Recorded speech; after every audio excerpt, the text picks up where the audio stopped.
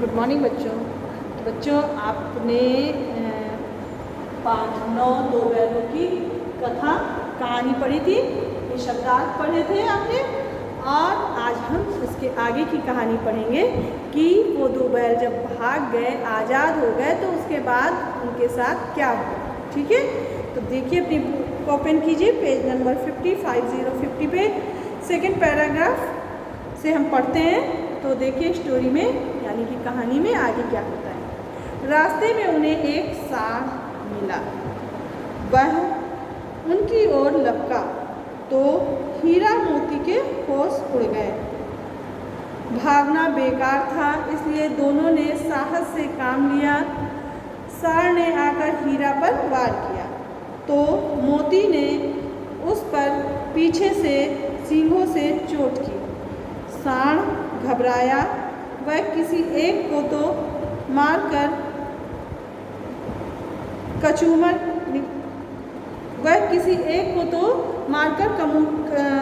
कचूमर निकाल देता, पर यहाँ तो 2 बैल थे। ये 2 बैल थे ना, तो यहाँ पे जो सांड था उन पे आक्रमण कर रहा था।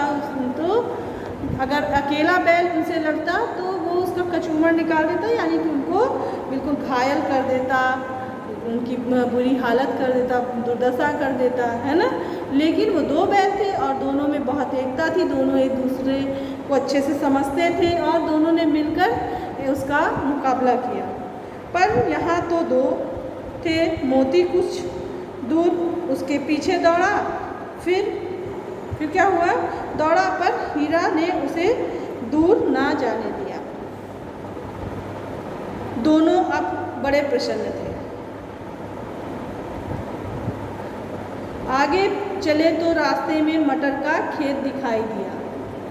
भूख तो लग ही रही थी, हरी हरी मटर देखकर उनकी भूख और भी तेज हो गई। जब वो दोनों बैल साहसपूर्वक सांड से लड़कर छुटकारा पाया, उस सांड को भगाया।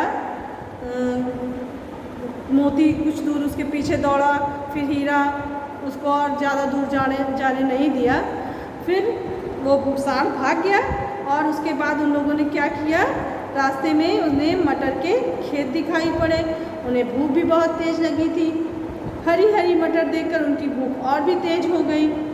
वे खेत में घुस गए और क्या करने लगे, मटर को खाने लगे। घुस गए मटर खाने। अभी पेट भरा भी ना था कि खेत के रखवाले ने उन्हें देख लिया। अब खेत में घुस के मटर खाएंगे तो खेत की रखवाली करने वाला तो उन्हें मारेगा या भगाएगा, है ना। तो उसने देख लिया। उसने उन्हें चारों ओर से घेर कर पकड़ लिया और काजी हाउस में बंद कर दिया। काजी हाउस क्या था, लावारिस पशुओं का बंदीगृह। लावारिस वो होते हैं जिनका कोई मालिक नहीं होता। तो इन बैल जहाँ पे गया के पास से तो ये लोग भाग आए थे, लेकिन अपने मालिक के पास, अभी चूरी के पास पहुँचे भी नहीं थे। तो उसने समझा कि ये बैल लावारिस है, इनका कोई मालिक नहीं है लग रहा है, तो इन्हें क्या करूँ, लाओ मैं इन्हें काजी हाउस में बंद करवा दूँ। काजी हाउस में बंद करा दिया। अब और नई मुसीबत में पड़ गए ना ये लोग। हीरा और मोती ने देखा कि काजी हाउस में और भी कई जानवर थे। वहाँ बहुत से जानवर और बंद थे, भैंस, घोड़े, गधे, बकरियाँ आदि।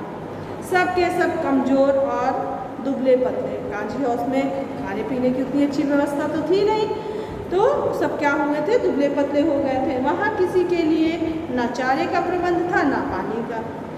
यहाँ कहाँ आप हंसे, सोचने लगे अब यहाँ हम लोग कहाँ आकर फंस गए। उन्होंने सोचा कि अब इतनी मुसीबत से अब भाग के आए, अब एक नई मुसीबत में हम लोग कहाँ फंस गए। रात हुई। मोती ने हीरा से कहा, अगर दीवार तोड़ दी जाए तो बाहर निकलना आसान हो जाएगा। दोनों बैल आपस में बात करते हैं कि अगर दीवार को तोड़ दिया जाए तो यहाँ से निकलना बहुत आसान हो जाएगा। उसने सींगों से दीवार गिराने का प्रयत्न किया। 2-4 चोटों में ही दीवार थोड़ी सी गिर गई। उसका उत्साह बढ़ा तो उसने और जोर से चोटें लगानी शुरू कर दी। जब थोड़ी दीवार गिर गई तो उसने और तेज से उसमें धक्का दे के चोट लगाई, जिससे दीवार और गिर जाए। दीवार में रास्ता बनते ही पहले तो घोड़े भागे, फिर भैंसें और बकरियाँ, जो बंद जानवर थे, सभी उसी रास्ते से भागने लगे। मोती ने गधे को भी सींग मार मार कर भगा दिया। गधा आलसी की तरह बैठा था, वो नहीं जा रहा था, तो उसे भी उन्होंने सींग मार मार के बाहर निकाल दिया। उसने हीरा से भी भाग चलने को कहा, पर हीरा ने मना कर दिया। सुबह होने पर काजी हाउस वालों ने देखा तो उन्हें बड़ा आश्चर्य हुआ। उन्होंने हीरा और मोती को नीलाम कर दिया। नीलाम पढ़ा था ना, बोलकर बेचना। जब नीलामी होती है तो क्या करते हैं, काफ़ी लोग उसे खरीदने के लिए खड़े होते हैं। तो कोई बोलता है मैं 100 रुपये में खरीदूँगा, तो कोई बोलता है मैं 200 में, कोई 300 में, ऐसे पैसे बढ़ा बढ़ा के बोलता है, तो उसे नीलामी कहते हैं। लास्ट में जो सबसे ज़्यादा बोलता है उसी को, वो सामान होता है, तो सामान या कोई भी चीज़ है या ये जानवर जैसे थे, तो इनको उन्हीं के हाथ बेच दिया जाएगा जो सबसे ज़्यादा या सबसे ऊँची बोली लगाएगा। आश्चर्य हुआ। उन्होंने हीरा और मोती को नीलाम कर दिया। नीलामी में सबसे ऊंची बोली बोलकर एक व्यापारी उन्हें खरीद ले गया। वह दोनों को अपने गांव की ओर ले चला। मार खाते खाते और भूख सहते सहते दोनों बहुत कमज़ोर हो गए थे। उनकी हड्डियां निकल आई थी। भूख प्यास से व्याकुल बैलों में कुछ भी दम बाकी नहीं था।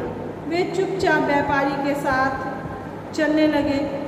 रास्ता उन्हें जाना पहचाना लगा, तो न जाने कहाँ से दम आ गया उनके अंदर। जब वो रास्ता जब चलने लगे तो उनको अपना ये रास्ता जाना पहचाना सा महसूस हुआ, तो उनमें और हिम्मत और दम आ गई। वे दोनों तेज़ी से भागे, आगे आगे बैल, पीछे पीछे व्यापारी। पर जब तक वह उन्हें पकड़े तब तक दोनों बैल अपने घर पहुंच चुके थे, यानी कि झूरी के घर वो लोग पहुंच चुके थे। बैलों को वापस देखकर झूरी को बड़ी खुशी हुई। जब झूरी ने देखा कि बैल वापस आ गए हैं तो उसे बहुत प्रसन्नता हुई। वह उनसे लिपट गया। इतने में व्यापारी भी वहाँ आ पहुँचा और उन्हें मांगने लगा। मोती ने आओ देखा ना ताओ, वह व्यापारी पर झपटा। व्यापारी जान बचाकर वहाँ से भागा।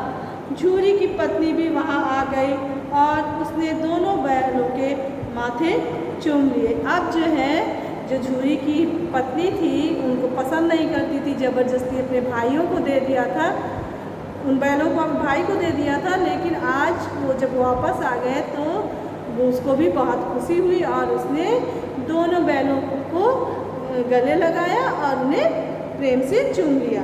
तो इस प्रकार दोनों बैल अपने घर फिर से आ गए और झूरी की पत्नी भी दोनों उन्हें देखकर प्रसन्न हुए और दोनों उन्हें पसंद करने लगे।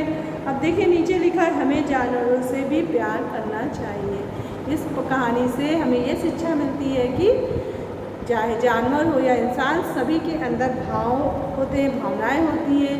अगर आप उन्हें प्रेम करेंगे तो वो भी आपको प्रेम करेंगे। अगर आप उनके लिए अच्छा करेंगे तो वो भी आपके लिए अच्छा करने की कोशिश करेंगे।